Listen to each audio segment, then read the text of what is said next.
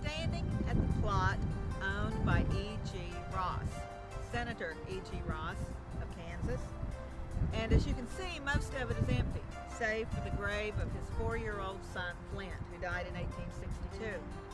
There's good reason this plot is empty, and the emptiness of this plot is an eloquent, poignant testament to the integrity of one of the most incredible politicians this nation has ever known.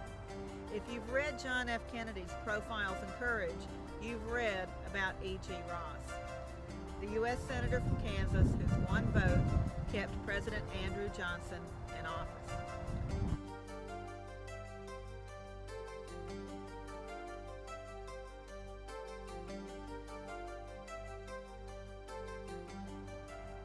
The story about why this plot is empty, except for the grave of this 4-year-old little boy, starts with the election of Abraham Lincoln in 1860.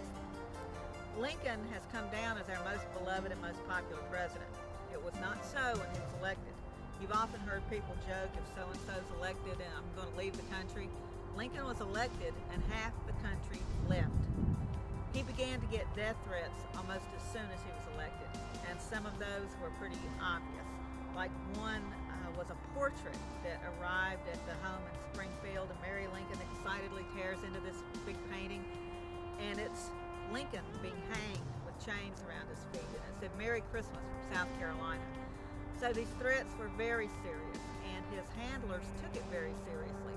So on the way into Washington for the inaugural, they even convinced Lincoln to sneak into town. It's impossible to think of Lincoln sneaking anywhere at 6'4". He was very difficult to disguise, and it wasn't very effective.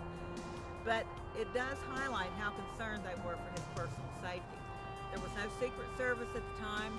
There weren't many soldiers in Washington at the time. Our military was not nearly what it would become during the Civil War itself. So the president comes to Washington almost with no protection at all. Enter Jim Lane, U.S. Senator from Kansas. And the enterprising Mr. Lane goes around to all the bars, hotels, whatever he can find there in Kansas or in Washington, D.C. to round up all the Kansans he can find. They bivouac.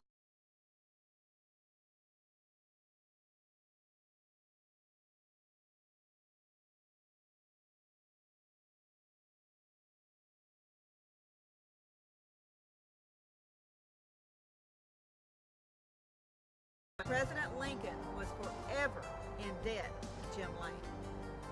So Jim Lane could get whatever he wanted out of Lincoln. And if you've seen Team of Rivals, if you've read the book, or if you've seen the movie about Lincoln, and you see what a master politician he was at keeping these brilliant people at bay, he didn't know what to do with Jim Lane. So Jim Lane is able to secure so many of the political appointments in Kansas that are occurring very quickly, as Kansas is a young state and there's so many appointments to fill. So Jim Lane becomes the most powerful man in Kansas because of his connection to President Lincoln. When President Lincoln dies, all Jim Lane's chickens start coming home to roost. And it's not a pretty picture. He is about to be indicted. And he actually has a nervous breakdown. He comes back to Leavenworth to recuperate on the family farm and shoots himself. He puts a pistol in his mouth, pulls the trigger, blows the top of his head off, lives for 10 days, and is coherent. His family begins to fear he will survive. Finally, he succumbs and he dies. The man appointed to fill his place is E.G. Ross. So Mr. Ross is also a Republican.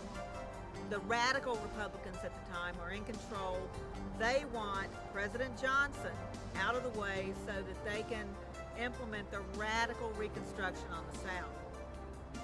Even though E.G. Ross knows how he is supposed to vote, and he's pretty much in agreement with these people, when he gets to Washington, as an attorney and a man of integrity, he can find no reason to remove Johnson from office, and that's the way he voted.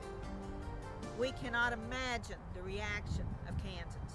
One of the newspapers said, the gun that Jim Lane killed himself with is still available. We suggest that Mr. Ross use it. His political career was over. in Kansas.